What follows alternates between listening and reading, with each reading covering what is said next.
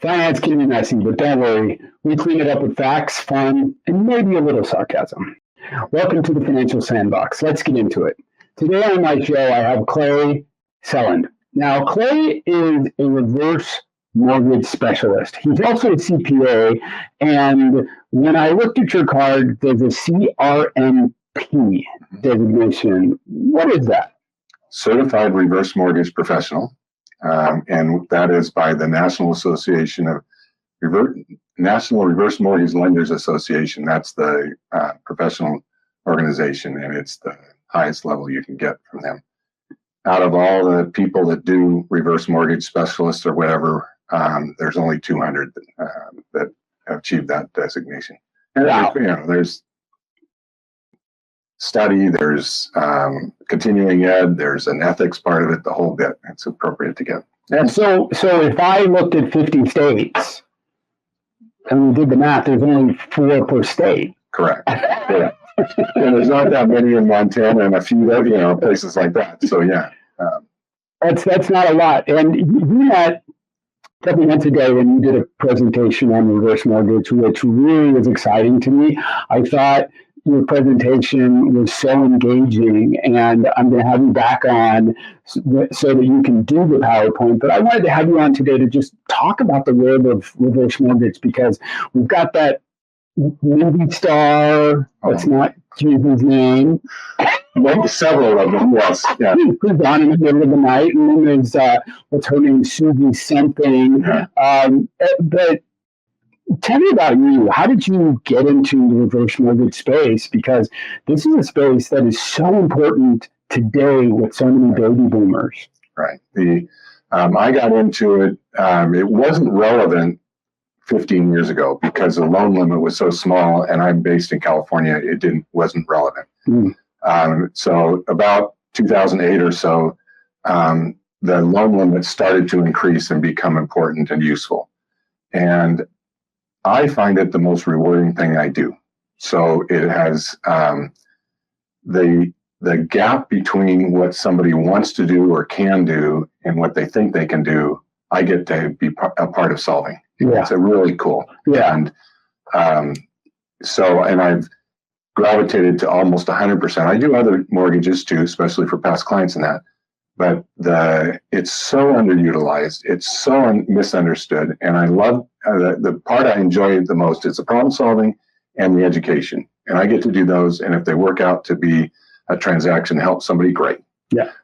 If they don't, they're educated and they can let somebody else know that they understand a bit more about how it all works and how it could be of benefit. So I'd love to find out a little about your background, but I want to stay on topic a little bit, okay, and we'll get back to you, the person, later. Sure. I always have a great question. But where did the reverse mortgage come from? Was it something like back in the 50s and 60s, or is it a newer product? The Reagan administration turned it over to be an FHA-insured product, and because prior to that, it was an insurance product. And so you basically buy insurance, and honestly, a client's early demise would mean the insurance company benefited. Oh, yeah. And that was like a no-no. Yeah. And it carries over now, at least that thought. Now the lender doesn't benefit anything more than getting the interest what they don't know is when it's going to be paid off. That's okay. They can assess for risk in that regard. But so the Reagan administration put it under FHA, and it's evolved over the years, not changing the bonds haven't changed. But not only has FHA increased the loan limit, now it follows an expanded conforming loan limit. So it's $1,200,78 or something like that now. And there are private proprietary products that fill some of the gaps on the other side. Up to $4 million property values and down to 55 age. So there's a lot of choices right now. Right. So does it follow the conforming loan limit across the country? Yes. Yeah, okay. Which is fortunate because that helps areas that wouldn't necessarily get the benefit of the the conforming loan limit or expanded conforming limit, which is California and the coast and that sort of thing. Right. So yes, it's across the country, which is a real benefit because there are areas that, have a $700,000-$800,000 home and previously wouldn't have meant anything. So now it's good. It was a good change. So when should a person start thinking about a reverse mortgage? I would love people to have that conversation when they're thinking about retirement, because at that point it's an education thing, and it becomes one of the tools they can use in their retirement. Not use it maybe at that point, but understand what it can do, and then it becomes part of their planning. Right. Not only with their financial plans, but with the conversations with their kids, when they're going to sell a home. I mean, there's a lot of factors to be considered, and the earlier the better. To actually do it, the age 62 with the standard reverse mortgage, the FHA product, not taking a draw is the greatest thing I think somebody can do. And why? Yeah, it costs some bucks up front to do. But then they have a growing credit line. That credit line doubles in 7 or 8 years, and it doubles again in 14 years. So you start out with a relatively modest line of credit. Don't use it, assuming you don't need it. But it becomes an asset when you're 75 or 80, when really to have $1 million or $1.5 million worth of credit line available. Again, there's no payment. That's the unique feature of a reverse mortgage is right. Not having a payment. But to have that asset available to you when things happen, and the likelihood of needing some sort of either in-home care or whatever, right. or go on vacation, take advantage of the equity of your home, and enjoy your retirement. I mean, there's a lot of uses, but starting earlier gives you more leverage. You have some really great stories that you talk about where people have been in a home, they've got Social Security they've got other expenses, and they're still getting some cash from one of the kids to help them manage everything. And so it's hard to talk about those numbers here without a spreadsheet, without a PowerPoint. But I do want to get into a little of that. I'm a math geek, so I really loved that because I've seen and had clients, it's my background coming out of real estate, is I've seen people where the owner passes away, and 60 days later, the bank is saying, hey, we're going to sell your house. And the heirs are still grieving. They're still trying to figure out, what do I do next? Right. And they haven't even bothered to clean the house out. What is that about? And why are those timelines so tight? So you're speaking specifically with the reverse mortgage, right? Yeah, yeah. The reverse mortgage is insured by FHA. Mm-hmm. They have rules, and with insurance, what it does is if the situation where that you had a client had the reverse mortgage long enough that it exceeded the value of the home. Okay, that could happen. It's not less likely to happen here in California because we're used to appreciation, but that's why the insurance is there, because you never want the estate to be responsible for anything. The home is the security for the loan, nothing else. Right. So the estate would not be responsible for any shortfall. Okay, so that's the good news. But the servicer, so there's a lender involved in a servicer that, for all intents and purposes, same thing. They have rules that when somebody passes away, they have a 90-day period of time. They have to communicate with the family, the estate, whoever's handling that. They can get a pretty easy 90-day extension. Yeah. And the idea there is you have to pay the loan back. It's now in default. And they use pretty strong language, foreclosure and default and all that. But it's intended, you need to pay attention to that. So that's 6 months. You go beyond that, you got to have a reason. Yeah. You don't want to sell a house in the middle of winter. You don't want to, there's other circumstances.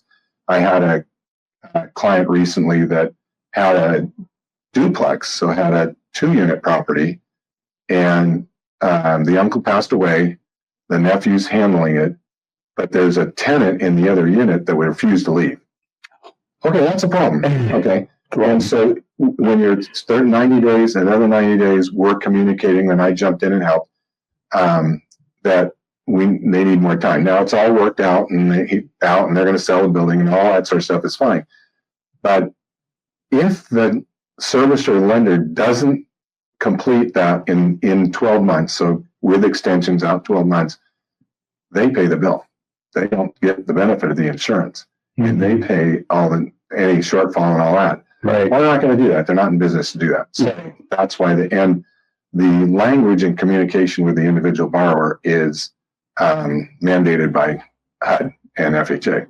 So it sounds really terrible. The best thing to do is call me the first time that happens. And it's worked out really well. Is calm down. This is okay. This is exactly what they're supposed to do. And this is what you need to do. And then it's not nearly as dramatic.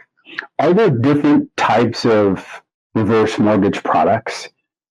Are there just a cookie cutter? I've seen your presentation that actually allows someone to develop a portfolio and a legacy strategy as well. Sure. So what are the different types of reverse mortgage products? In the standard product, the FHA product, there's a fixed product and one with a credit line. You would use the fixed reverse mortgage if you're buying a house, because you're not, you're buying it. Generally, you would do it with a fixed, because the mandatory obligation is the purchase of the house. There's the credit line, which I, again, tend to gravitate towards, because we're usually, even in a purchase situation, but we're usually trying to manage their other stuff. And you mentioned the portfolio. So if somebody's taking this is a good example. Their RMDs, required distributions, are they taking more than that?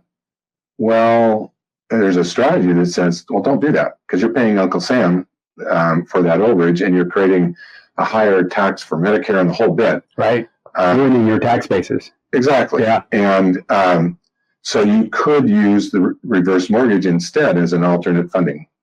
Alternate source of funds. Sure. And borrow on that, then you don't have the taxes because it's not a taxable event, and it works really well. And just to your words, it protects the portfolio, because the portfolio, if left alone, is in theory earning money. That's the idea, right? Right. Yeah. And so if you're using, instead of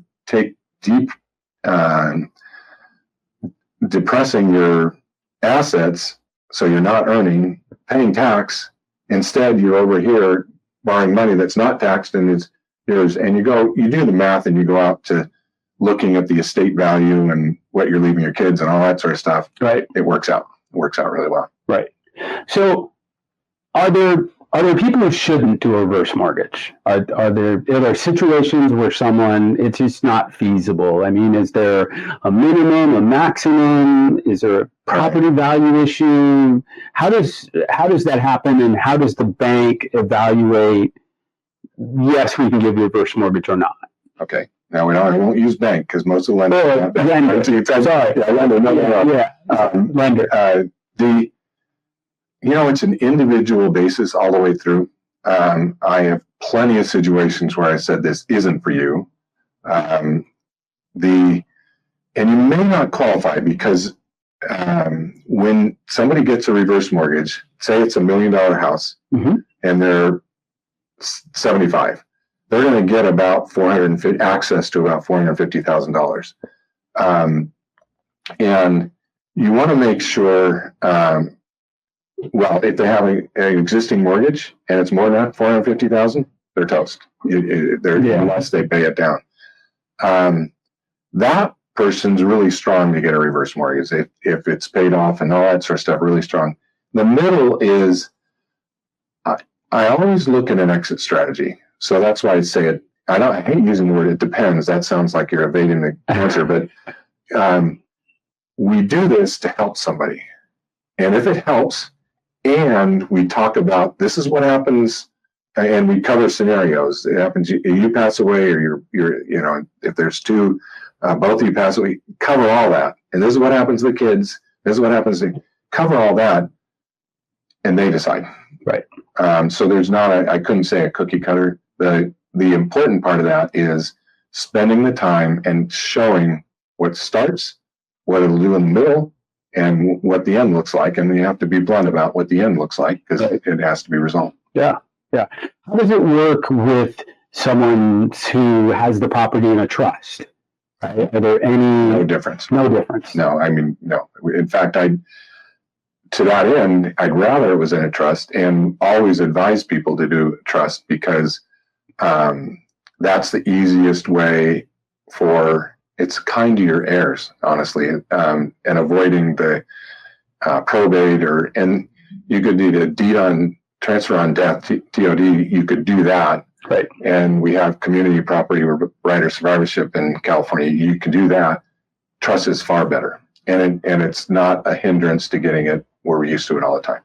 And this is a really big key that my audience and in general people need to understand, and I'm okay with you repeating it, the importance of having a trust. Talk about that and why that's so important for families to consider it.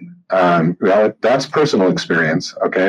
I've had, being the financial guy in our family, I've settled 5 estates, including property, trusts, assets, the whole bit. And when I'm asked to do it, I said, I'm only going to help if you let me put it in a trust. And because you don't want somebody else, a court, a judge, money, attorneys, all that, deciding what should be done for you. You get to decide everything, all of it, any detail. And and I won't say it's easy because it's work, but I can't even imagine trying to do it. And the stories, they're all negative. There's never a positive story. Oh, well, we didn't have a trust. We just handled it ourselves. Oh my. never easy. Yeah. I recently lost a family member, and half to 2/3 of her assets were in the trust. Oops. Yeah. And so they're working through it right now. And so it's created a little bit of a headache, but there are some paths to sort of what was the intent and so on and so forth. So hopefully that's going to work its way out. Time and money solves that. Yeah, exactly. that attorney rate fee. Yeah. So tell me a little about you. You've talked about settling 5 estates. Where do you come from? Are you from the Bay Area? Where did you grow up? Yeah, we are as gold rush relatives. Oh, wow. Coloma was the heart of the gold rush, and I have relatives buried there. Oh, wow. So my grandparents had to move to Oakland, this side of the Bay, because of the 1906 earthquake. Mm-hmm. And I'm going to the same hospital as my mom. I mean, so I've been around a lot. As has my wife. We're both kind of as native Bay Area as you can get. Wow. Did you go to school here too? I did. I went to Cal State Hayward when it was Cal State Hayward, not East Bay. Yeah, a long time ago, when it was the best accounting school in the area, or in the California at that time. Well, I think that's good, because we're here in California. You're licensed in California. Are you licensed in other states too? Yeah, licensed in 6 states. So basically the West, I can handle anything. And I do that. I chose to do that, and as a broker too, because I can help people that are leaving California. Yeah, there are some. Yeah, I don't know why, but they're leaving, and I can help there where we have the relationship and that sort of thing, because they're going to a new place and they don't have a relationship. I can help them. Does the process change when you go from one state to another, or is it pretty much the same? Pretty much the same. Maybe to that end, I'll add one thing. There's control. Control is the wrong word, but there's a requirement that anybody getting a reverse mortgage goes through counseling sponsored by a HUD-approved counselor. And the purpose of it is to make certain that the client has an opportunity to ask questions, and it's not a test. There's only 5 questions. It's pretty easy to pass. Yeah. But it's the opportunity to have somebody explain it a different way, and so they can ask questions. And I always tell people, if you learn something from the counselor I didn't tell you, then I didn't do my job. And pretty confident it doesn't happen very often, but that's a good thing, because sometimes if they're uncomfortable asking the question, whatever, they got another audience that's over the phone, and it's an hour, but it's a good control measure. Sometimes it's good to hear it from someone else. Exactly. That might very well sound different. It's amazing how often that happens. I had a client recently. I was talking to them about a strategy, and then I got the executive from the company on, and he said exactly the same words, but the coin dropped then. Yeah. Well, and one thing I make a point to offer, I offer it every time, is I'd like to talk to the financial advisor, the CPA, the whoever, estate attorney, mostly the family. I make that offer early on. And because when I'm, left the room or whatever else, go home and we've had a big conversation, the next thing they're going to do is pick up the phone and call somebody, or they're going to say to their kid, well, I'm thinking about doing this. And you get a reaction that didn't go through the conversation, doesn't understand it at all. They beat on the, that's a terrible thing to say, but they intimidate the parent saying, you never should do that and all that. Well, then that's fun to get everybody in the same room. Right. And talk about it. And I'm pretty successful to get people at least neutral and understand it. Now, maybe they have a different idea what mom and dad should do. Great. That's more important than what I have to say about it. But the education part of it is really helpful. What's the risk? If there's one big risk or little risks along the way, what are they? It's interesting. You mentioned some of the advertising that's done for reverse mortgage, and it's terrible.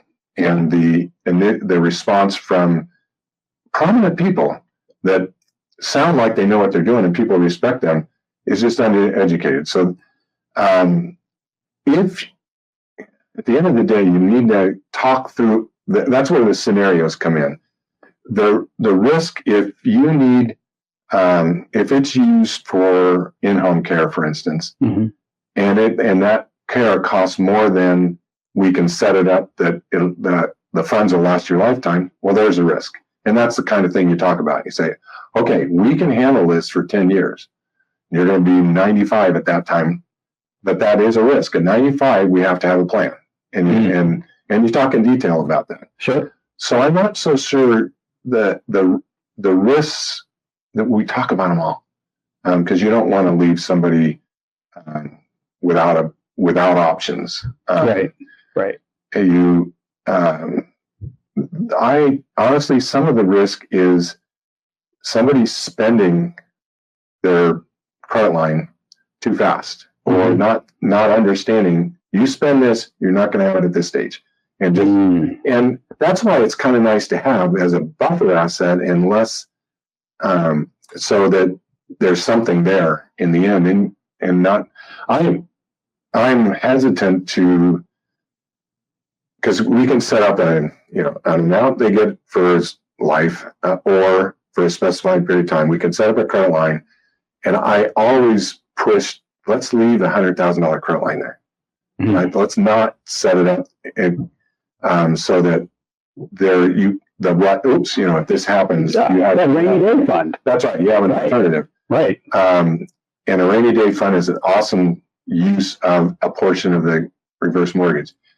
I have a fund, one of my clients, she has a relatively small credit line reverse mortgage. We paid off her mortgage. That allowed them to retire. They have a relatively small credit line, and they don't use it. When I call them every once in a while, she says, "Hi, Clay, how you doing?" And her comment was, "You know what? I still haven't used it." She's very proud of it. She says, "But what it allows me to do is I can spend our budget, meaning our income. I can spend it. We go on 3 cruises a year, and we budget that, and we can spend it because we know if we need something else, we have the credit line to handle a bump." And it sounds like peace of mind. A lot of that, yes, comfort, peace of mind, and the success in your the performance of your portfolio too. Because if you're using a buffer asset when the market's gone nuts and the market went down, and you still going to need to pull money out, and you do it, well, you've lost money more, or you cemented that loss. You use a buffer asset instead, and then let it recover. You're ahead. I mean, there's lots. I could go on for a long time. Well, as a financial strategist, which is how I position my role, is what are the many strategies that you are using for retirement? What are the strategies you're using to take care of yourself, not just today at 45 or 52, but at 75? How are you planning? And so that's where I think this tool is so important, and the reason I had you on. So I have one more. Can I add to it? Yeah, please. Go ahead. Purchasing a home with a reverse mortgage. I mean, people, it's kind of fun because I know the reaction I'm going to get generally if it's, unless they ask. You have a really great slide on this too. Yeah, exactly. I can't wait to have you back. But because why somebody 62 or older buying the home they're going to retire in puts everything they can into that house. They sell the house for a net $700,000. They go out and they look around. I need to find a $700,000 house. Well, not necessarily. First of all, if you find a $700,000 house, that's what you want, go buy it. However, layer it in with a reverse mortgage and keep $250,000 or whatever the number is based on age. Exactly. Keep that in your investments. Okay, so wait a minute, I get the house I want, still no payment, and I keep $250,000 in my investments. Good. Or, hon, we've been looking around and looking around and looking around. That $700,000 is not doing it. We ought to think about a mortgage. We don't want a mortgage. Okay. Layer in a reverse mortgage on the top side and buy the $1 million house. Right. Opportunity and it's fun to be involved in those because 100% of the time, the clients that I work with, and I love to do purchases, they look at me kind of sideways and say, can I really do that? Yeah. And the last one, the one I had the slide on, I remember up to the day that we got the loan closed, she kept asking, now, you're going to add money to my retirement and I get the house and there's no payments. And would ask me every day. Yeah, I'm looking forward to having you back because I really want to go through those slides one by one. And I'm sure we'll probably get some comments on the questions, on the page where someone's going to say, I'd like to see that. So I can't wait to have you on again to do that. Yeah. Look forward to that. Yeah. So folks, this is a wrap. Almost, because yep, at the end of my show, I always have the boxers or briefs question, right? And it's not really the boxer or briefs question because you grew up in the Bay. Giants or A's? Oh, Giants for sure. Really? And I grew up in East Bay. And you grew up in East Bay. Right. And I had to go football too because I had 49er season tickets for 35 years. Okay. Since I was 16 on. So. Wow. Okay. Well, I was going to ask that, but I don't need to now. No, it's all good. Warriors? Yes, my wife especially. She is big time basketball or Warriors. This was a disappointing season. It was. Disappointing. You'd like to see any time, and the playoffs were the same, to want your best players to be on the court, and it's sad that things are decided when that doesn't actually happen sometimes. But well. Have you been up to Sacramento yet? For the A's? No. I want to go see the Ballers or whatever the one is. Yeah. I'm again now if the Giants are playing up there, it could be we might go. Right. Yeah, right. Sorry, A's. I grew up in Oakland high schools and the whole bit being a contrary, go the other way kind of guy. And my dad had season tickets since the Kezar days and stuff like that for the 49ers. So that kind of set the San Francisco fan base. And with Mr. Lurie, it looks like Kezar is going to get a new lease on life. Yeah, there you go. And it should. Yeah, it's a great spot. Well, I understand what you're talking about because I grew up here in the Bay and I've always been a Dodger fan. So, well,